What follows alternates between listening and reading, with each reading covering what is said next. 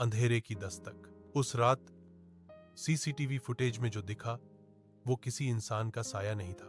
Deogarh police station में बैठे inspector Raghav बार वही फुटेज देख रहे थे। एक पुराना बंगला, दरवाजा अपने आप खुलता है और अंदर से धुंधला सा एक चेहरा झलकता है। वो चेहरा जो पिछले 3 महीनों से लापता पत्रकार आकाश शर्मा जैसा लग रहा था। कहानी यहीं से शुरू होती है, उस बंगले से जहां सच और मौत के बीच की रेखा मिट चुकी थी। रात के ठीक 12:27 पर वो दरवाजा अपने आप खुला। आकाश ने नींद में करवट ली, लेकिन उसकी नींद उस अजीब आवाज ने तोड़ दी। उसने आंखें मलते हुए कमरे में चारों ओर देखा।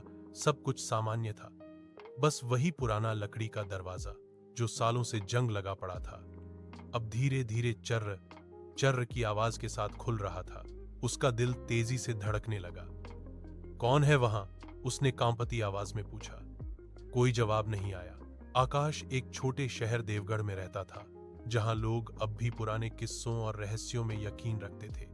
3 महीने पहले ही उसने शहर के बाहर बने अपने दादाजी के पुराने बंगले में शिफ्ट किया था। लोग कहते थे वो बंगला शुभ नहीं है, वहां रात को कोई रहता है। लेकिन आकाश, जो एक क्राइम जर्नलिस्ट था, इन बातों पर हौंस देता था। उसे तो रहस्यों से दोस्ती थी। वो धीरे धीरे उठा और दरवाजे के पास गया। बाहर अंधेरा ही अंधेरा था। दूर पेड़ के पीछे कुछ हिला। वो टॉर्च उठाकर बाहर निकला, लेकिन जैसे ही उसकी रोशनी उस दिशा में पड़ी, कुछ नहीं था, बस ठंडी हवा और पुराने पत्तों की सरसराहट। अगली सुबह पड़ोसी काका श्रीवास्तव ने उससे कहा, बेटा, रात को दरवाजा मत खोलना, जो भी सुनाई दे नजरअंदाज कर देना। आकाश मुस्कुरा दिया। काका, मैं डरने वालों में से नहीं, मैं पता लगाऊंगा कि ये सब है क्या। काका ने गंभीरता से कहा, यह बंगला पहले तुम्हारे दादाजी का था, लेकिन जिस साल वो लापता हुए, उसी साल से यहां अजीब आवाजें आने लगी। आकाश चौंका। दादाजी लापता हुए थे?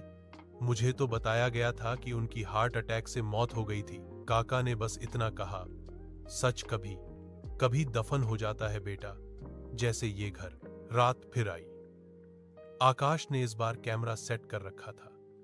दरवाजे पर उसने ट्रैप लगाया, ताकि अगर कोई आए तो रिकॉर्डिंग हो जाए। 12:27 हुए नहीं थे कि फिर वही आवाज आई, चर्र चर्र। दरवाजा फिर अपने आप खुला। इस बार आकाश ने डर को निगलते हुए बाहर कदम रखा। टॉर्च की रोशनी में उसने देखा जमीन पर गीले पैरों के निशान थे, जो बरामदे से होते हुए पुराने स्टोर रूम की तरफ जा रहे थे। वो निशानों का पीछा करता हुआ स्टोर रूम में पहुंचा। अंदर घुसते ही ठंडी हवा का झोंका आया। कमरा खाली था, बस एक पुरानी अलमारी थी जिस पर ताला जड़ा था, और उस ताले पर उसका नाम खुदा हुआ था, आकाश। वो हक्का बक्का रह गया। मेरे नाम का ताला। उसने लोहे का हथौड़ा उठाया और ताला तोड़ दिया। अलमारी खुली और अंदर से एक पुरानी डायरी गिरी। डायरी के पहले पन्ने पर लिखा था, अगर ये पढ़ रहे हो तो समझ लो मैं मर चुका हूं। हरिशंकर, तुम्हारे दादाजी। आकाश की सांसें रुक सी गईं। डायरी के पन्ने पीले पड़े थे, लेकिन शब्द अब भी साफ थे। उसमें लिखा था, देवगढ़ के जंगल में कुछ ऐसा छिपा है जो कभी सामने नहीं आना चाहिए। मैंने उसे देखा है और वो अब मेरे पीछे है। अगर कोई इस रहस्य को खोलेगा तो वो जिंदा नहीं बचेगा। पन्ने पलटते पलटते उसने देखा, आखिरी पन्ने पर एक नक्शा बना था। नक्शा उस बंगले के पीछे के जंगल की तरफ इशारा कर रहा था। अगली रात आकाश टॉर्च, कैमरा और डायरी लेकर जंगल की ओर चला गया। हवा ठंडी थी, पेड़ कांप रहे थे। नक्शे के हिसाब से उसने जमीन खोदी और कुछ देर में उसकी फावड़ी किसी सख्त चीज से टकराई। वो झुककर देखने लगा। वहां एक लकड़ी का बक्सा था। बक्सा खोलते ही एक तेज बदबू आई। अंदर कुछ पुरानी तस्वीरें, कुछ सिक्के और एक मानव खोपड़ी थी। तस्वीरों में उसके दादाजी के साथ कोई अजनबी आदमी था, जिसके चेहरे पर खून जैसा कुछ लगा था।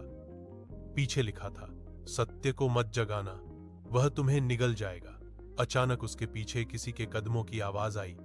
वो पलटा, कोई नहीं था, लेकिन जमीन पर ताजे पैरों के निशान थे।